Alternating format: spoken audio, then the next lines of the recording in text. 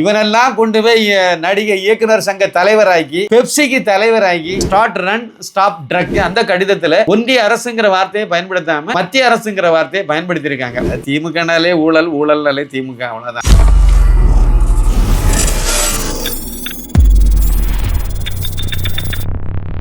சாமானியன் குரல் தேசியவாதிகளுக்கு எனது பணிவான வணக்கம். முக்கியமான ஒரு தகவலை நான் உங்கள்கிட்ட பகிர்ந்துக்கணும். அதாவது இந்துடா திரைப்படத்துக்கு நம்ம உங்களால் முடிஞ்ச வாலண்டரி கான்ட்ரிபியூஷனை கொடுங்கன்னு நான் கேட்டிருந்தேன்.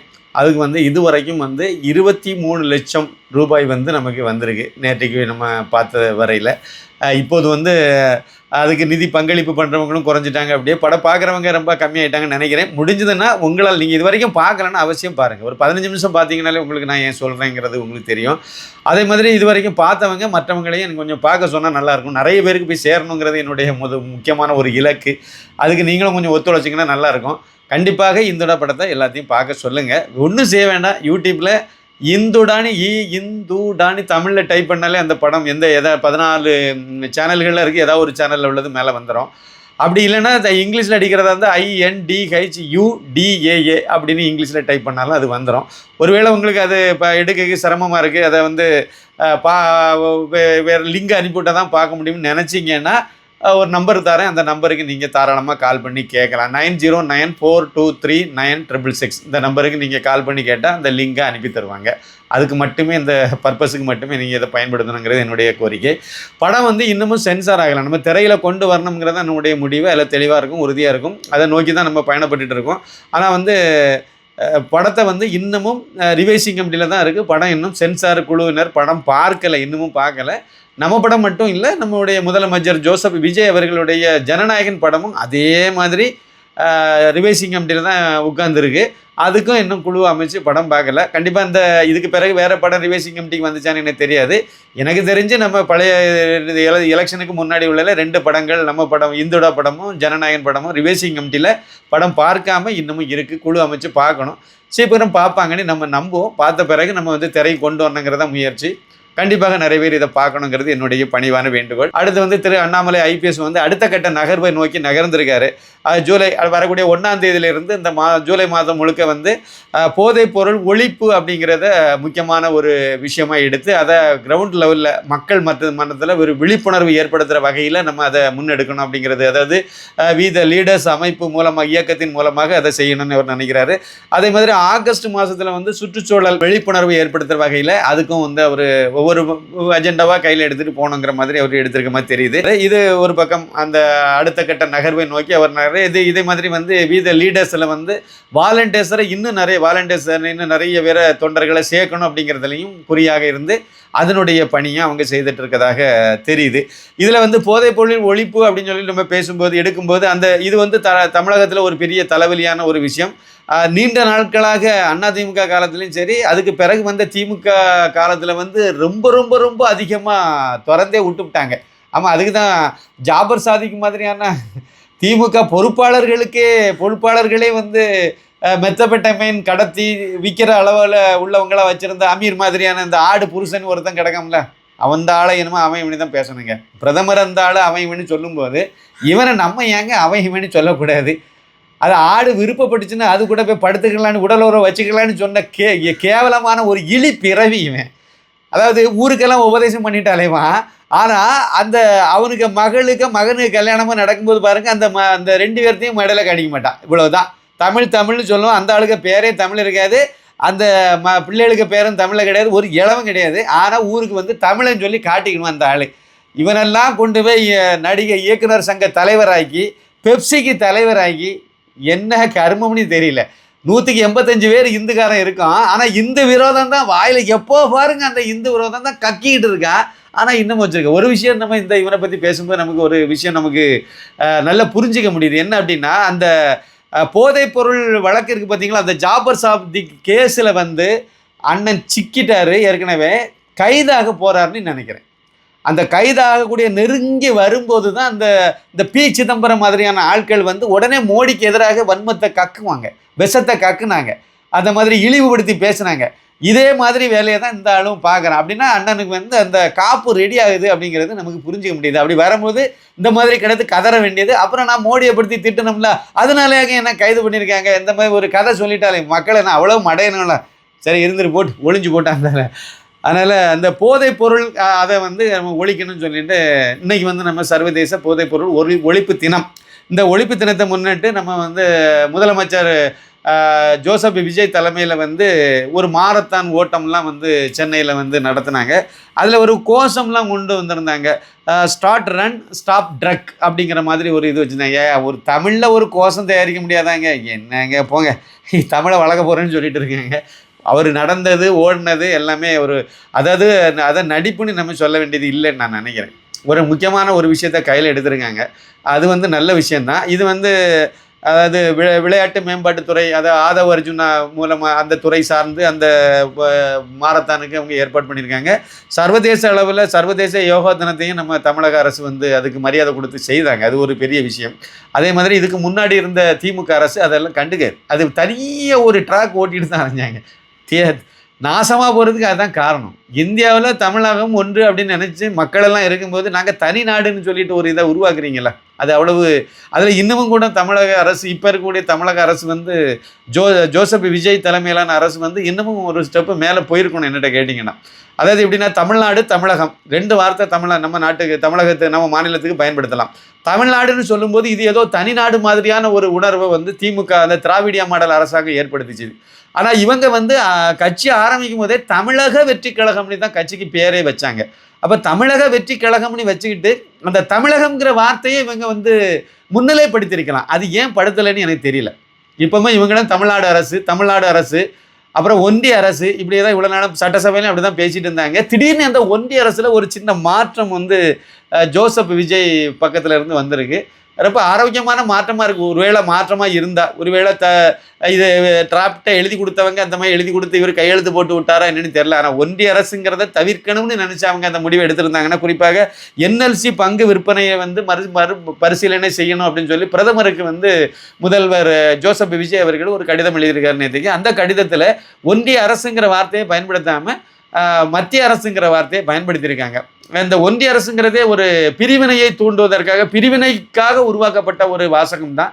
அந்த வாசகத்தை இவர் தவிர்த்திருக்காரு அப்படிங்கிறது ரொம்ப சந்தோஷம். ஆனால் உண்மையிலேயே இவர் தவிர்த்தாரா, இல்லைனா எழுதி கொடுத்தவங்க வந்து அதிகாரிகள் மட்டத்தில் எழுதி கொடுக்கும்போது அவங்க தமிழக இந்த மத்திய அரசுன்னு எழுதி கொடுத்து அந்த மாதிரி தான் அதை வச்சாங்களான்னு நமக்கு தெரியல. எது இருந்தாலும் போக போக தெரியும். உண்மையிலேயே ஒன்றிய அரசுங்கிறத தவிர்க்கிறாங்க, மத்திய அரசுன்னு சொல்கிறாங்க அப்படின்னா அது இருக்கலாம்னு நான் நம்புகிறேன். ஏன்னா சட்டசபையில் கூட வந்து தேவையில்லாமல் மத்திய அரசை சீண்ட மாட்டோம்னு தான் அவங்க சொன்னாங்க. தேவைக்கு நாங்கள் இணங்கி தான் செயல்படுவோம். தேவைங்க அது மத்திய அரசோட இணங்கி போகிறதான். கேரளாவில் இருக்குது காங்கிரஸ் அரசாங்கம், ஆனால் மத்திய அரசு கூட இணங்கி தானே அவங்க போகிறாங்க. தெலுங்கானாவில் இருக்கிறது காங்கிரஸ் அரசாங்கம், மத்திய அரசோட இணங்கி தானே போகிறாங்க. அது தேவை. அப்போ தான் நீங்கள் வந்து மாநிலத்துக்கு தேவையான விஷயங்களெல்லாம் கொண்டு வர முடியும்.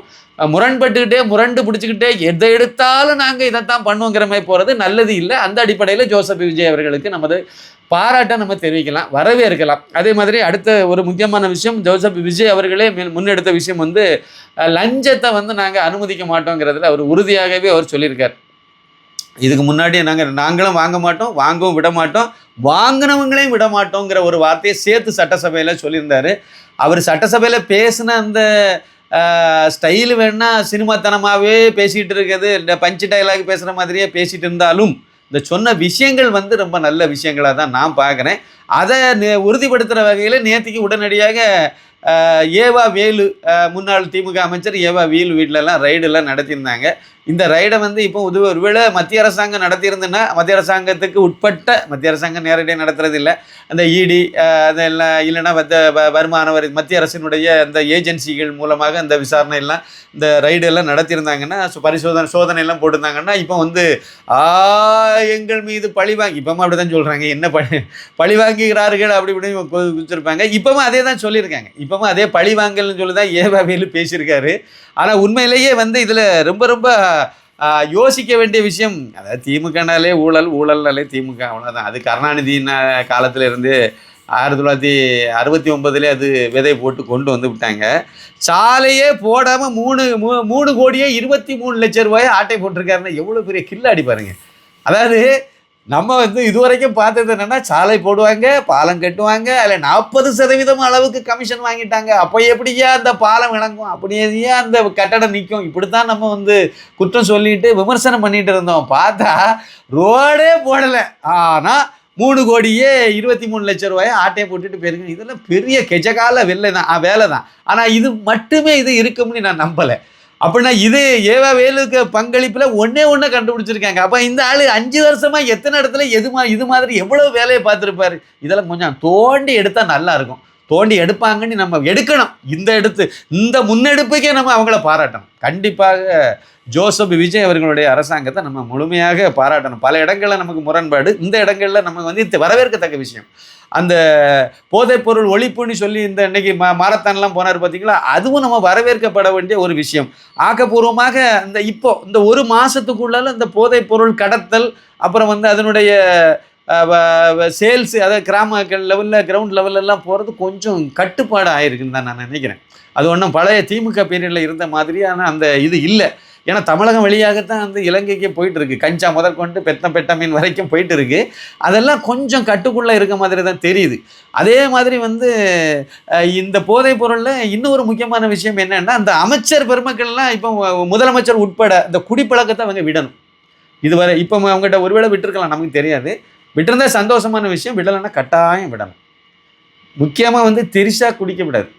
ஏன்னா திரிஷாவை வச்சு நிறைய பிறந்தநாள் கொண்டாடுறதா இருக்கட்டும், அவர் முழுக்க வந்து ஜோசப் விஜயனுடைய அந்த உறவு வந்து சரியான உறவு கிடையாது. நமக்கு அதில் உடன்பாடு கிடையாது, தவறானது. அது ஒரு முதலமைச்சர் ரோல் மாடல், எல்லாருக்கும் முன்மாதிரியாக இருக்கக்கூடியவர் வந்து பொண்டாட்டியை தனியாக வச்சுட்டு ஒரு வப்பாட்டியை வச்சுட்டு அலையிறான்னு சொல்லும்போது அது வந்து ரொம்ப கேவலமான ஒரு விஷயமாக தான் பார்க்கப்படுது. என்னை பொறுத்த வரைக்கும் அது அப்படி தான் தவறு.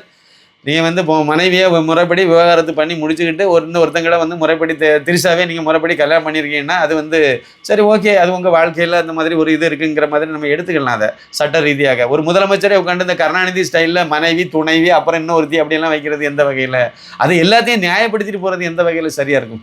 அதே மாதிரி இவரும் நியாயப்படுத்துகிற மாதிரியான ஒரு விஷயம். அதுலேயும் வந்து ஒரு குடிப்பழக்கம் உள்ள ஒரு பெண்மணி தான் திரிஷா அவர்களும். முதலமைச்சரே குடிப்பழக்கம் உள்ளவர் தான். அவர் விட்டுட்டாரா இல்லைன்னு தெரியல, விடணும். அந்த போதைப் பொருள் இதெல்லாம் வந்து நீங்களே எல்லாரும் இல்லைன்னா இதை பயன்படுத்துகிறவங்களே கூட வச்சுக்கிட்டு அப்புறம் நாங்களே ஒழிக்க போகிறோன்னு சொன்னால் நல்லா இருக்காது. அதனால் அந்த வகையில் எனக்கு அந்த திரிஷா அம்மினியெல்லாம் வந்து அந்த குடிகாரி அந்த குடிப்பழக்கத்தெல்லாம் விட்டுட்டு போதைப் பொருள் எல்லாம் பயன்படுத்துகிறதெல்லாம் ஓரமாக வச்சுட்டாங்கன்னா அது எல்லாருக்கும் முன்மாதிரியாக இருக்குங்கிறது தான் என்னுடைய ஒரு கருத்தாக நான் இந்த இடத்துல சொல்கிறேன். இந்த ஊழலை பற்றி நம்ம சொல்லும்போது ஸ்ரீதர் வேம்பு அவர்கள், சோகாவுடைய தலைவர், நிறுவனர், வந்து உழைப்பால் உயர்ந்து வந்தவர். அவர் ஒன்றும் அந்த திமுக காரன் மாதிரி கொள்ளை அடித்து லஞ்சம் வாங்கி ஏவா வேலு மாதிரியே இல்லைன்னா செந்தில் பாலாஜி மாதிரியே கொள்ளை அடிச்செல்லாம் அவர் வரல. ஸ்ரீதர் வேம்பு அவர்கள் அந்த மாதிரி ஒரு நேர்மையாக உழைச்சி அவர் வந்து ஒரு பெரிய லெவலில் அவர் உலக அளவிலேயே ஒரு பிரபலமான ஒரு நிறுவனத்தை நடத்தி, மென்பொருள் நிறுவனத்தை நடத்தி உலக அளவில் வந்துட்டு இருக்கார். அவர் வந்து ஒரு பெரிய விஷயத்தை வெளிப்படுத்தியிருந்தார். என்ன அப்படின்னா, இலவசமாக மாணவர்களுக்கு பாடம் சொல்லிக் கொடுக்கறதுக்கு கல்வி நிலையத்தை பள்ளிக்கூடத்தை நாங்கள் கட்டினா அதுக்கு நாங்கள் வந்து லஞ்சம் கொடுத்து அனுமதி வாங்கக்கூடிய அளவில் இருக்குது. கட்டட அனுமதி எல்லாம் வந்து சிஎம்டிஏ அப்ரூவ்டு இதுக்கு எல்லாத்துக்குமே வாங்க வேண்டியதாக போன இதில் இருந்துச்சு. இப்போ அந்த இது தானாகவே கொடுத்துட்டாங்கிற மாதிரியெல்லாம் அவர் ஒரு பதிவிட்டு ஜோசப் விஜய் அரசாங்கத்துக்கு ஒரு பாராட்டெல்லாம் தெரிவிச்சிருந்தார். இதை தெரிவித்த உடனே இவங்களால் அதை ஜீரணிக்கவும் முடியல, திமுக காரங்களால். உடனே அவரை சங்கின்னு சொல்லி, அவரை பிராமணன்னு சொல்லி, பாப்பான்னு சொல்லி, இல்லை இது என்ன மாதிரியான மனநிலைன்னு எனக்கு தெரியல. இதேமே இன்னும் சொல்லிக்கிட்டே இருங்க, அப்படியே விளங்காமல் போய்ட்டுருங்க இருப்பீங்க, அவ்வளோதான். திமுக அதோட அப்படியே கல்லறை தோட்டத்துக்கு போயிடும், அப்படியே கடமைப்பேட்டைக்கு போயிட்டே இருக்கும், அவ்வளோதான். வேறு பிறகு நீங்கள் செய்தது தப்பு, அதை திருத்திக்கு வழி பார்க்குறது தான் நல்ல விஷயமாக இருக்கும். அந்த அடிப்படையில் இவர் ஸ்ரீதர் வேம்பு அவர்கள் சொன்ன மாதிரி எல்லா இடமும் லஞ்சம் வந்து கொஞ்சம் கட்டுப்பாட்டில் நிற்கிதுங்கிறத நம்ம புரிஞ்சுக்கலாம். பொதுவாக புதுசாக ஒரு அரசாங்கம் வந்து அதுவும் லஞ்சத்தை ஒழிப்பேன்னு சொல்லிட்டு வந்திருக்கு அப்படின்னா அதிகாரிகளெல்லாம் கொஞ்சம் அமைதி ஆகிடுவாங்க. முதல்ல ஒரு 6 மாதம் 4 மாதத்துக்கு அப்படியே அடக்கி வாசிக்க ஆரம்பிப்பாங்க. அது மாதிரியான ஒரு காலகட்டம் வரைக்கும் இருந்துட்டு அப்புறம் திருப்பி அமைச்சர் பெருமக்கள் வரைக்கும் எம்பி எம்எல்ஏ எல்லாருமே கை வைக்க ஆரம்பிப்பாங்க. அதுக்கு இடம் கொடுக்காம இந்த தொடக்கம் நல்ல தொடக்கமாக இருந்து தொடர்ந்து பயணப்பட்டாங்கன்னா ரொம்ப ரொம்ப சந்தோஷமாக இருக்கும். இந்த ஆட்சிக்கு வந்து மக்களுடைய பேர் ஆதரவு வந்து அதிகமாகவே கிடைக்க தான் செய்யும், அதில் எந்த மாற்று கருத்தும் கிடையாது. இதில் கூடவே வந்து இந்த செந்தில் பாலாஜி, அதாவது செந்தில் பாலாஜியினுடைய துறையாக இருந்த அந்த மின்சாரத்துறை மூலமாக நேற்றுக்கு வந்து வந்து ஒரு வெள்ளை அறிக்கை வெளியிட்டிருந்தாங்க. அந்த வெள்ளை அறிக்கையில் வந்து 1028 கோடி ரூபாய் வந்து ஊழல் நடந்திருக்கு அப்படின்னு சொல்லி மின்சாரத்துறை அமைச்சர் நிர்மல் குமார் அவர்கள் வந்து அந்த வெள்ளை அறிக்கை மூலமாக அவர் வெளியிட்டிருந்தார். 1028 கோடி ரூபாய் ஊழல் நடந்திருக்கு அப்படின்ட்டு. அப்போ இதுலேயும் நீங்கள் வந்து ஒரு அடுத்த கட்ட நகர்வுக்கு போய் விசாரணைகள் எல்லாம் கொண்டு வந்து இன்னும் ஆழமாக போனால் ரொம்ப நல்லா இருக்கு. இதில் செந்தில் பாலாஜி ஒரு இதை சொல்லியிருக்காரு, அந்த வெள்ளை அறிக்கையில் ஏன் இதை சொல்லவில்லை, நாங்கள் இவ்வளவு மின்சாரத்தை வாங்கி நாங்கள் வந்து தடையில்லாத மின்சாரத்தை கொடுத்தோம், அதை ஏன் சொல்லவில்லை அப்படின்னு சொல்லியிருக்காரு. ஆனால் அந்த 1028 கோடி ரூபா ஊழல் நடந்துங்கிறத அவர் அப்படி நடக்கலைன்னு மட்டும் சொல்லவே இல்லை. அதாங்க அது, அந்த ஊழல் நடக்கலை, நாங்கள்லாம் யோக்கிய சிகாமணி அந்த மாதிரிலாம் சொல்லவே இல்லை.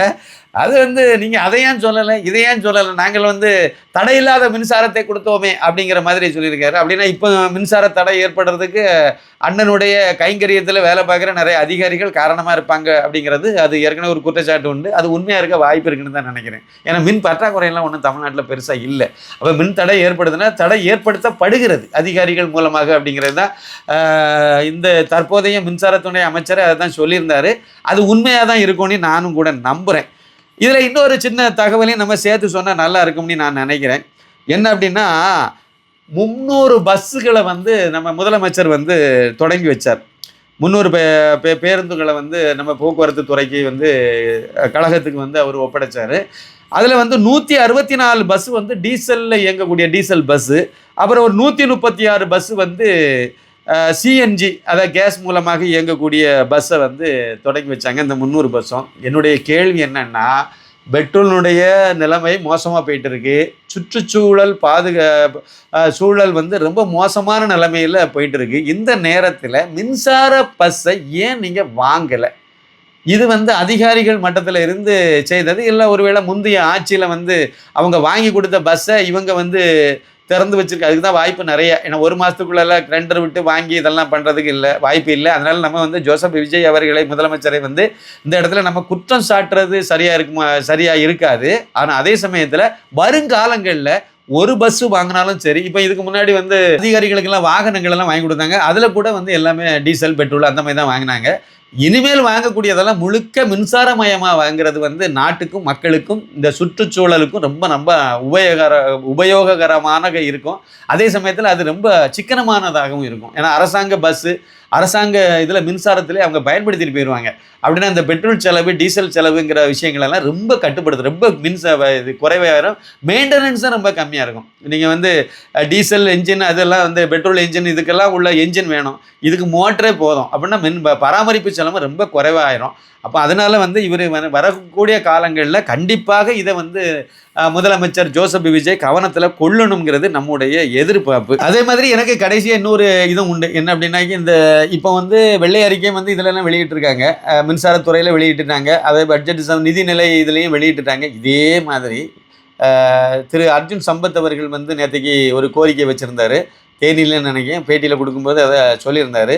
அதாவது இந்த அறளைத்துறையிலையும் ஒரு வெள்ளை அறிக்கை விடணும், அதுலேயும் சோதனை நடத்தணும், அதில் இந்த தங்கத்தை உருக்குனில் எவ்வளவு கொள்ளை அடிச்சிருக்காங்க அப்படிங்கிறதையும் பார்க்கணும். எல்லா துறையிலையும் இவங்க அடுத்தடுத்து செய்வாங்கன்னு நம்புகிறேன்.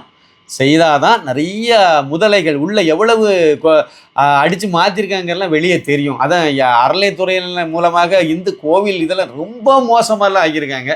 அதெல்லாம் கொஞ்சம் கவனம் செலுத்தி அந்தந்த துறைகள்லையும் அவங்க இதில் கவனம் செலுத்தி செய்யணும். அதே மாதிரி வந்து மத்திய அரசுக்கிட்ட முரண்பாடாக நாங்கள் நடந்துக்க மாட்டோம்னு சொல்கிற அதே நேரத்தில் தமிழகத்தில் கண்டிப்பாக புதிய கல்விக் கொள்கையை அமுல்படுத்தணும். அது ரொம்ப தரமான கல்விக் கொள்கை, அது வந்து அவசியம் தேவை. அதே மாதிரி வந்து இந்துக்களுடைய உணர்வு பூர்வமான விஷயங்கள்லையும் வந்து நடுநிலைமையாக எல்லோருக்குமான ஒரு அரசாங்கமாக செயல்படுறது தான் சரியாக இருக்கும். கோர்ட் உத்தரவுப்படி திருப்பரங்குன்றம் தீபத்தூணில் தீபம் ஏற்ற வேண்டும். அதை வந்து அதுக்கு மேல்முறையீடுங்கிற பேரில் போய் இந்துக்களுடைய வெறுப்பை, இந்துக்களுடைய கோபத்தை கடந்த திராவிடியா மாடல் ஆட்சியாளர்கள் வந்து இந்துக்களுடைய வெறுப்பை சம்பாதிச்ச மாதிரி இந்த ஜோசப் விஜய் அரசாங்கமும் சம்பாதிக்க கூடாதுங்கிறது என்னுடைய ஒரு கோரிக்கைன்னு கூட வச்சுடுங்க. இது கண்டிப்பாக பண்ணணும். அதே மாதிரி வந்து இருமொழி கொள்கைங்கிறது வந்து உதவாக்கரை கொள்கை. அதனால் மும்மொழி கொள்கை இல்லைனா ஒன்றுக்கு மேற்பட்ட மொழி எத்தனை மொழி வேணாலும் படிச்சுட்டு போட்டுங்கிற வாய்ப்பை வந்து அரசாங்க பள்ளிக்கூடத்தில் படிக்கிற மாணவ செல்வங்களுக்கு கட்டாயம் கொடுக்க வேண்டும். இருமொழி கொள்கை இந்த வெங்காய கொள்கையெல்லாம் தூக்கி ஓரமாக போட்டுட்டு நீங்கள் வந்து 3 மொழி அதுக்கு மேலே எத்தனை மொழி வேணாலும் படிக்கலாங்கிறது தான் புதிய கல்விக் கொள்கை. அதில் வந்து தாய்மொழியும் நிச்சயமாக அதில் முக்கியத்துவம் கொடுத்து தான் சொல்லிக் கொடுக்குறாங்க. அதனால் கண்டிப்பாக அதை நீங்கள் வந்து மாணவ செல்வங்களுடைய நலன் கருதி மக்கள்கிட்ட கருத்து கணிப்பே கேளுங்க. படிக்கிற குழந்தைகள்கிட்ட கேளுங்க, படிக்கிற குழந்தைகளுடைய பெற்றோர்கள்ட்ட கேளுங்க. அவங்க சொல்லுவாங்க நீட்டு வேணுமா வேண்டாமா, இல்லைன்னா இந்த 3வது இந்தி மொழி வேணுமா, இல்லைனா சமஸ்கிருதம் வேணுமா, இல்லைனா இன்னொரு மொழி வேணுமா, பிரெஞ்சு வேணுமா, எது வேணும்னு கேட்பாங்க. அவங்ககிட்ட கேட்டு நீங்கள் பண்ணிங்கன்னா சரியாக இருக்கும். இந்த திமுக கும்பல்கிட்ட கேட்டுட்டு இல்லைன்னா கருணாநிதி கும்பல்கிட்ட கேட்டுட்டு இந்த திக கும்பல்கிட்ட கேட்டுட்டு அந்த விடுதலை சிறுத்தைகள் மாதிரியான ஆட்கள்கிட்ட கேட்டுலாம் பண்ணிட்டீங்கன்னா அது மறுபடியும் ஒரு தவறான இதாக தான் இருக்கும். அதனால் அதையும் நீங்கள் வந்து கண்டிப்பாக புதிய கல்விக் கொள்கையை அமல்படுத்தணும். அதே மாதிரி நவோதய பள்ளிகளை வந்து தமிழ்நாட்டில் மட்டும்தான் இல்லை, அது மாணவர்களுக்கு ரொம்ப ஏழை மாணவர்களுக்கு ரொம்ப வரப்பிரசாதம். அது குறிப்பாக பின்தங்கிய சமுதாயம் இந்த பட்டியலின மாணவர்கள் மாணவிகளுக்கெல்லாம் ரொம்ப பயனுள்ளது. கிராமப்புற மாணவர்களுக்கு 75% இடஒதுக்கீடு, அதில் 25% தான் டவுன் பக்கத்தில் உள்ளவங்க நகர்ப்புற மாணவர்களுக்கு உண்டு உறைவிட பள்ளி 6ஆம் வகுப்புலேருந்து 12ஆம் வகுப்பு வரைக்கும் இருக்குது. எல்லாமே ஃபீஸ் ஒரு வருஷத்துக்கே 1000 1500 ரூபா தான் ஃபீஸு. அதுவும் இந்த மாணவிகளுக்கெல்லாம் நிறைய பெண் குழந்தைகளுக்கெல்லாம் அது ஃபீஸ் எல்லாம் தள்ளுபடி கூட உண்டு. அதில் 28 ஏக்கர் இடம் மட்டும் ஒரு மாவட்டத்தில் ஒதுக்கி கொடுத்தாலே போதும். மாவட்டத்துக்கு ஒரு பள்ளிக்கூடத்தை மோடி அரசாங்கம் கொடுக்க தயாராக இருக்குது. கண்டிப்பாக இதை நீங்கள் செய்யணுங்கிறது என்னுடைய ஒரு கோரிக்கை. நீட்டு வேண்டாம்னு சொல்லிட்டு இருக்கிறதெல்லாம் விட்டுட்டு நீட்டுக்கு மாணவர்களை தயார்படுத்துகிற வேலையை செய்கிறது ரொம்ப சிறப்பாக இருக்கும். அப்போ தான் தரமானவர்கள் வந்து தரமான மருத்துவர்கள் கிடைப்பாங்க. என்ன மாதிரி ஊனம் அதை பிறப்பால் நல்லா இருந்துக்கிட்டு டாக்டருடைய கவனக்குறைவினால் காலை இழந்திருக்கும் பார்த்தீங்களா, அந்த மாதிரி சம்பவம் எதிர்காலத்தில் வராமல் இருக்கும். அதே மாதிரி என்னுடைய குழந்தைய நான் இழந்ததும் டாக்டருடைய கவனக்குறைவினால தரமான டாக்டர்கள் இல்லாமல் தகுதி இல்லாதவங்கெல்லாம் மருத்துவர் ஆனதுனால நானே ஒரு உதாரணமாக இருந்துகிட்டு இருக்கேன். அதனால் இந்த நீட்டு வேண்டான்னு சொல்லக்கூடிய ஆட்கள்லாம் கொஞ்சம் அதை யோசிக்கணும். தமிழக அரசு அதை கொண்டு வந்தால் ரொம்ப சிறப்பாக இருக்கும். இது மாதிரி இன்னும் நிறைய விஷயங்கள் வந்து நல்லதை செய்தால் மக்கள் எல்லாரும் உங்களை கொண்டாடுவாங்க. நீங்கள் இந்து விரோதம் அவங்கள மாதிரியே தேச துரோகம் பிரிவினைவாதம்னு போனீங்கன்னா கண்டிப்பாக உங்களையும் வந்து அந்த திராவிடியா மாடல் 2.0ன்னு ஆக்கிடுவாங்க. இதில் ஜோசப் விஜய் எந்த வகையில் போகிறாருங்கிறத பொறுத்து போக தெரியும். நன்றி, வணக்கம். நான் எழுதி திரு அண்ணாமலை IPS அவர்களால் வெளியிடப்பட்ட மோடியின் தமிழகம் புத்தகம் இது வரைக்கும் வாங்காதவங்க அவசியம் வாங்கி படிங்க. வாங்கினவங்க மற்றவங்களை வாங்கி படிக்க சொன்னால் நல்லாயிருக்கும். புத்தகத்தினுடைய விலை 350 ரூபா. தமிழகத்தில் கொரியர் செலவு 50 ரூபா. மற்ற மாநிலங்களுக்கு கொரியர் செலவு 100 ரூபாய். இந்த இதுக்கு வந்து நீங்கள் வாங்குறதுக்கு ஒரே ஒரு இது செய்தால் போதும். ஒரு நம்பர் கொடுக்குறேன், அந்த நம்பருக்கு வாட்ஸ்அப்பில் உங்கள் அட்ரஸ் அனுப்பி விடுங்க. ஜிபே அல்லது ஃபோன்பே அதே நம்பர் தான். அந்த நம்பருக்கு வந்து ஜிபே அல்லது ஃபோன்பே மூலமாக அந்த பணத்தை நீங்கள் அனுப்பிட்டு அந்த ரெசிப்டை எனக்கு ஷேர் பண்ணிட்டீங்கன்னா போதும். அந்த ஸ்க்ரீன்ஷாட்டு ஷேர் பண்ணிட்டீங்கன்னா போதும், புத்தகம் உங்களுக்கு வந்துடும். எத்தனை புத்தகங்கிறதையும் மென்ஷன் பண்ணி விட்ருங்க. 9092356441 இதான் வந்து வாட்ஸ்அப் நம்பர். அட்ரஸ் அனுப்பிவிடுங்க. இதுதான் ஜிபே நம்பர், ஃபோன்பே நம்பர். அது மூலமாக பணத்தை அனுப்பிவிடுங்க. மிக்க நன்றி.